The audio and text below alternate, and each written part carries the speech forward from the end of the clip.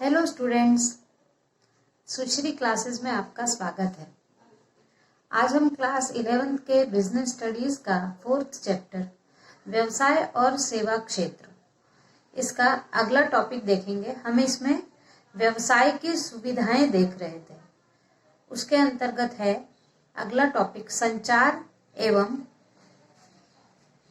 या संप्रेषण, संचार या संप्रेषण। और हम अभी देख रहे हैं सेवा सुविधाएं। तो हमने संचार या संप्रेषण में के माध्यम देखे थे, 6 माध्यम देखे थे पिछले वीडियो में।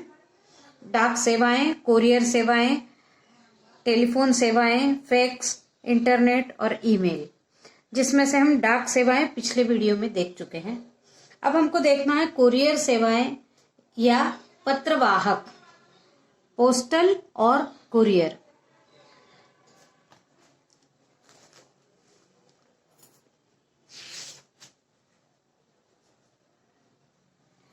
कुरियर सेवाओं को छोटे निजी डाकघर कह सकते हैं, यानी छोटे और निजी यानी प्राइवेट डाकघर, जो यहाँ से वहां संदेश पहुंचाने का काम करते हैं, पत्र पहुंचाने का काम करते हैं, सामान पहुंचाने का काम करते हैं। सरकारी डाकघरों के बढ़ते कार्य के बोझ के कारण निजी डाकघर सुविधाओं का जन्म हुआ। निजी डाकघर सुविधा, जिसे हम कुरियर कहते हैं, कंपनी के पत्र, पोस्टल, पार्सल या पैकेट, ये एक स्थान से दूसरे स्थान तक या एक शहर से दूसरे शहर तक शीघ्र पहुंचाने की व्यवस्था कुरियर कहलाती है।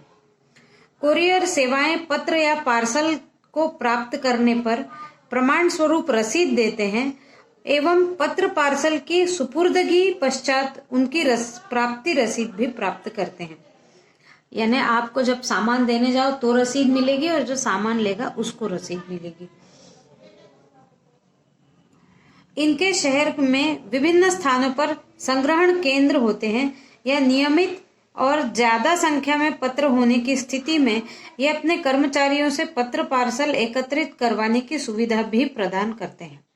और कुरियर सेवाओं का नेटवर्क भारत में सभी प्रमुख शहरों में फैला हुआ है। कंपनी अपने ग्राहकों का संबंधित पक्षों को पत्र, पार्सल या अन्य सूचनाएं पहुंचाने के लिए बाह्य सेवाओं के रूप में कुरियर सेवा का उपयोग करती है। भारत में कुरियर सेवाओं ने तीव्र गति से लोकप्रियता अर्जित की है। इतने लोकप्रिय हैं कि आजकल डाकघरों का उपयोग लोग कम करते हैं, कुरियर का उपयोग ज्यादा करते हैं, क्योंकि इससे जल्दी और निश्चित रूप से ही सामान या पत्रों का आदान प्रदान हो जाता है। विश्वसनीयता ज्यादा है इसमें। फिर कुरियर इतना लोकप्रिय क्यों है, इसके हम कारण देखें तो सभी बड़े शहरों में शीघ्रता से पत्र पहुंच जाता है। सभी बड़े शहरों में इनके ऑफिसेज हैं और वहां शीघ्रता से सामान देश के हर कोने में पहुंच जाता है।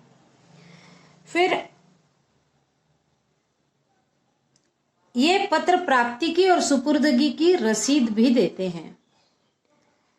फिर तुलनात्मक रूप से इनकी सेवाओं में कम खर्च लगता है, कम दर पर सेवाएं प्राप्त हो जाती है। फिर डाकघर की तुलना में ये अधिक समय तक खुले रहते हैं। जैसे डाकघर 10 से 5 बजे तक ही खुले रहते हैं और पैसों का लेन देन केवल 2:30 या 3 बजे तक होता है, वैसे इनका समय तो एक बार सुबह खुलने के बाद रात में ही बंद होता है, 8, 9, 10 जो भी जिस दुकान का टाइम होगा। फिर यदि ग्राहक बड़े स्तर के हैं तो ये उनके पास स्वयं जाकर संग्रहण कर लेते हैं सामान का, और डिलीवरी तो ये देते ही है घरों घरों में जाकर। कभी कभी यदि ज्यादा बड़ा ग्राहक है तो वो ये घर में जाकर सामान का या पत्रों का संग्रहण भी कर लेते हैं। और इस क्षेत्र में इतनी ज्यादा प्रतियोगिता है कि प्रतिस्पर्धा के कारण इसमें विश्वसनीयता भी रहती है। यदि किसी किसी कुरियर कंपनी ने सामान ठीक से नहीं पहुंचाया तो उसका कुरियर सेवाएं ठीक से कार्य नहीं करती, इस कारण नहीं चलेंगी। तो बहुत सारे कुरियर की कंपनीज होने के कारण, प्रतिस्पर्धा होने के कारण भी ये अच्छी से काम करके इन्होंने विश्वसनीयता प्राप्त कर ली है। इसलिए आजकल डाकघर की अपेक्षा कुरियर सेवाओं की लोकप्रियता बढ़ रही है। अब हम आगे देखते हैं। अगला टॉपिक है हमारा कुरियर सेवाओं के प्रकार। तो कुरियर सेवाओं के 3 प्रकार है: संदेशवाहक सेवा, राष्ट्रीय सेवा और समुद्र पारीय सेवा। संदेशवाहक सेवा, इसमें स्थानीय और क्षेत्रीय सीमा के पत्रों को 24 घंटे में वितरित कर दिया जाता है। स्थानीय या क्षेत्रीय सीमा के अंदर पत्रों को तुरंत 24 घंटे के अंदर ही दे दिया जाता है। फिर राष्ट्रीय सेवा, इसमें संपूर्ण राष्ट्र के अंदर 48 घंटे के मध्य पत्र इत्यादि वितरण कार्य किया जाता है। पत्र हो या वस्तु हो, राष्ट्रीय सेवा में 48 घंटों के अंदर ही सामान या पत्र यहाँ से वहां पहुंचा दिया जाता है। फिर तीसरा है समुद्र पारीय सेवाएं। इसमें विदेशों के पत्र पहुंचाने का कार्य किया जाता है और कुछ अंतर्राष्ट्रीय कुरियर कंपनियों के स्वयं अपने निजी हवाई जहाज भी हैं जिनके माध्यम से सेवाएं दी जाती है। अब अगला हमारा सेवा सुविधाओं के अंतर्गत है संप्रेषण का अगला टेलीफोन सेवाएं। ये संप्रेषण का माध्यम है, ये संप्रेषण का तीसरा माध्यम है। हमने पहला देखा था डाकघर, दूसरा देखा था कुरियर सेवाएं, तीसरा है टेलीफोन सेवाएं। तो टेलीफोन का आविष्कार 1867 में अलेक्जेंडर ग्राहम बेल ने किया था। भारत में टेलीफोन सुविधाओं की शुरुआत 1881 में हुई थी। टेलीफोन की शुरुआत के बाद तो सूचना या संचार विभाग में क्रांतिकारी परिवर्तन आ गया, सूचना क्रांति आ गई, क्योंकि सूचना क्रांति से व्यापार व्यवसाय के क्षेत्र में भी क्रांति आ गई। वर्तमान बदलते आर्थिक युग में टेलीफोन के बिना व्यापार व्यवसाय की कल्पना भी नहीं की जा सकती। माल के आदेश, खरीदी, बिक्री, उधार राशि की वसूली, सब क्रियाओं में टेलीफोन की भूमिका महत्वपूर्ण हो गई है। व्यापारी के द्वारा प्रत्यक्ष संपर्क के अभाव में टेलीफोन के द्वारा संपर्क किया जाता है। देश में 33,000 टेलीफोन एक्सचेंज कार्यरत है। भारत एशिया का सबसे बड़ा दूर संचार सेवा प्रदान करने वाला देश है। टेलीफोन ने स्थानों की दूरी को तो समाप्त कर ही दिया है, लेकिन हजारों किलोमीटर दूर बैठे व्यापारी से टेलीफोन के द्वारा संपर्क कर व्यापारिक सौदे भी किए जा रहे हैं। एक ही शहर में टेलीफोन करने को लोकल कॉल, एक शहर से दूसरे शहर में टेलीफोन करने को ट्रंक कॉल, अब देश और विदेश में भी शीघ्र बातचीत के लिए एसटीडी एवं आईएसडी सुविधाएं उपलब्ध हो गई हैं। भारत के अंदर टेलीफोन सुविधा भारत संचार निगम लिमिटेड बीएसएनएल के द्वारा दी जाती है। अंतर्राष्ट्रीय आईएसडी सुविधा का संचालन विदेश संचार निगम लिमिटेड वीएसएनएल के द्वारा किया जा रहा है।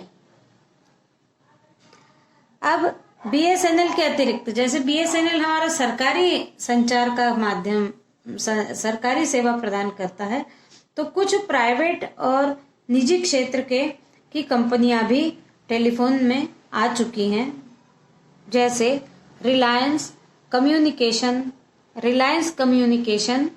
टाटा इंडिकॉम, भारती टेलीकॉम या एयरटेल।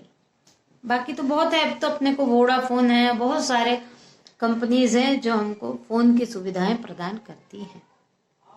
अब हमारा संचार का माध्यम अगला है सेल्यूलर फोन या मोबाइल फोन।